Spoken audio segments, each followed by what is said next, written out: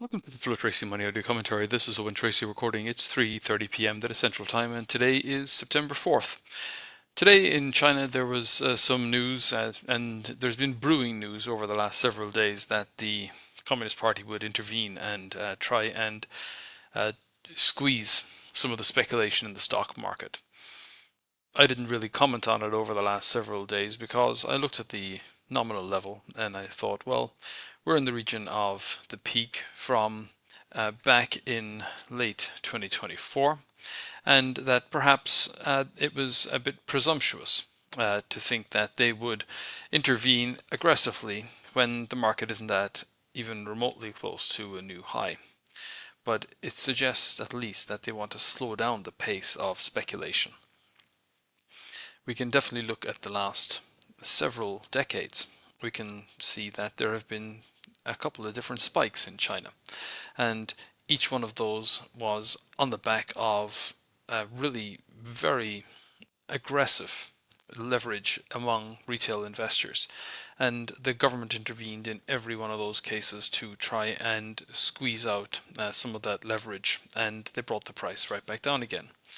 And really, the stock market hasn't gone anywhere since 2007. Now, that was a very frothy market. I remember being in China in 2007 and seeing that when you went into the various stores, you couldn't get anyone to serve you because everyone was stuck watching stock prices on their TVs. This, of course, was before the smartphone age. So that was a real sign of froth.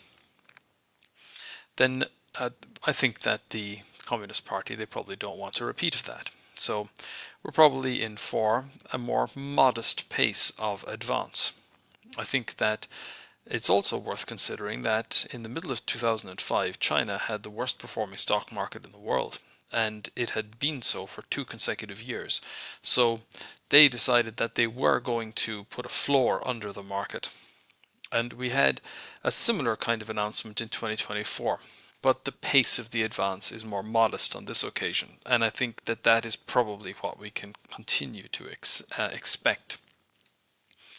Now, stock markets today are reasonably firm outside of China, and that is on the back of some slowing economic activity in the USA, and then additionally the potential that uh, the jobs data coming out in the US tomorrow, and that might also contribute to the potential that not only will the Federal Reserve cut by 25 points in September, they might also cut by more than that. Then gold prices today were a little bit softer. Both platinum and palladium were down more, and silver also paused in here today. So we have short-term overbought conditions for all of those commodities.